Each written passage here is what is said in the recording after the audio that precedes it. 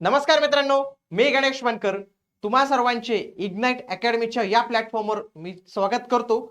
लक्षात घ्या, महाराष्ट्राच्या आरोग्य विभागात लवकरच 5 ते 6 हजार पदांसाठी जे आहेत तर ती मेगा भरती इथं होणार आहे आणि याची घोषणा खुद्द आरोग्य मंत्री यांनी जे आहे तर ती केलेली, त्याच्याविषयीच आपण संपूर्ण माहिती पाहणार आहोत। बघा, आरोग्य मंत्री प्रकाश आंबेडकर यांचं हे ऑफिशियल ट्विटर हँडल आहे।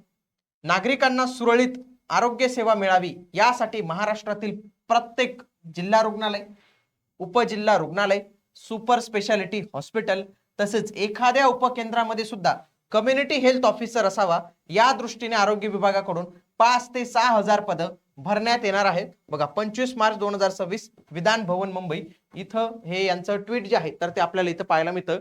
म्हणजेच आगामी काळात आरोग्य विभाग यांच्याकडून जे आहे तर ते 5 ते 6 हजार पदांसाठी जे आहे तर ते एक चांगली भरती येणार आहे आणि याच्यामध्ये जे आहे तर ते महत्त्वाचे विषय आपले हे असतील। बघा, मराठी, गणित, बुद्धिमत्ता, सामान्य ज्ञान, इंग्लिश आणि ज्या काही पदांना तांत्रिक अर्हता लागते त्यांचे तांत्रिक विषय असतील। परंतु आता जर आपण आपले हे विषय कव्हर करून ठेवले तर त्या विषय येणाऱ्या तांत्रिकसाठी आपल्याला वेळ मिळू शकतो।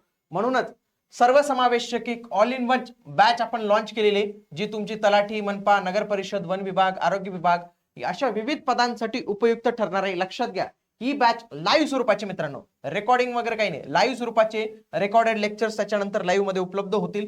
बघा, 25 मार्च 2026 पासून ही नवीन बॅच सुरू होते। आजच इग्नाइट अकॅडमीचं ऍप्लिकेशन डाउनलोड करून तुम्ही या बॅचला एनरोल करू शकतात। लक्षात घ्या, कोणत्या कोणत्या ठिकाणी ही पदं भरली जाणार आहेत लक्षात घ्या। सगळ्यात आधी जे काही राज्य शासनाची सुपर स्पेशालिटी हॉस्पिटल आहेत, त्याच्यानंतर जिल्हा रुग्णालय, उपजिल्हा रुग्णालय आणि आरोग्य उपकेंद्र, तर या सर्व ठिकाणी आपल्याला ही भरती जी आहे तर ती आगामी काळात बघायला मिळणार आहे। कोणती कोणती पदं भरली जाऊ शकतात? सगळ्यात आधी त्यांनी सीओचओ हे पद सांगितले, मी ते तुम्हाला सांगतो, कम्युनिटी हेल्थ ऑफिसर। परंतु बाकीची ही काही पदं जी आहेत त्यांना भरावी लागणार आहे। फक्त एकच पद 5-6 हजारांनी भरले जाणार, बाकीची पण पदं आगामी काळात भरली जातील। मागच्या वेळी ग्रुप सी मध्ये बघा तज्ञ आणि प्रशासकीय पदं भरली होती, ज्यांच्यासाठी डिप्लोमा, डिग्री इत्यादी जे आहेत तर ते आवश्यक होते। आणि ग्रुप डी, ग्रुप सी आणि ग्रुप डी ची मोठी पदं आपल्याला इथं पाहायला मिळतात। ग्रुप सी मध्ये जे काही टेक्निकल पद आहेत त्यांच्यामध्ये बघा, स्टाफ नर्स हे पद आहे, म्हणजे महिलांसाठी इथं चांगली संधी असते।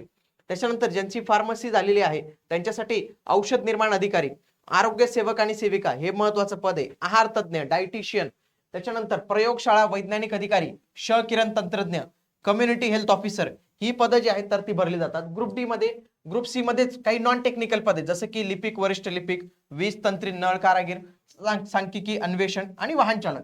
त्यासोबतच ग्रुप डी ची ही काही पदं भरली जातील, ज्याच्यामध्ये शिपाई, कक्षसेवक, स्वच्छक, मदतनीस आणि स्वयंपाकी, तर या सगळ्या पदांचा समावेश आपल्याला जे आहे तर तो पाहायला मिळणार आहे। याच्यामध्ये त्यांनी सांगितलं होतं एक सीएचओ हे पद।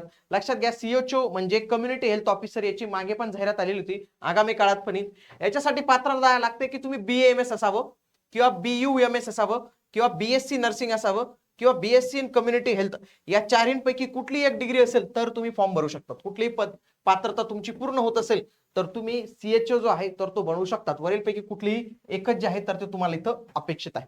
येणाऱ्या कालावधीत आरोग्य विभागाअंतर्गत तसेच इतरही काही विभागांच्या भरती येणार आहे। ऑलमोस्ट पॅटर्न प्रत्येकाकडे एक सिमिलर असतो, म्हणून तुम्ही आपली ही बॅच जे आहे तर ते जॉईन करून एक जे आहे तर ते स्ट्रक्चर ऑर्गनाइज अभ्यास जो आहे तर तो करू शकतात। भेटूया पुढील व्हिडिओमध्ये, तोपर्यंत जय हिंद, जय महाराष्ट्र, धन्यवाद।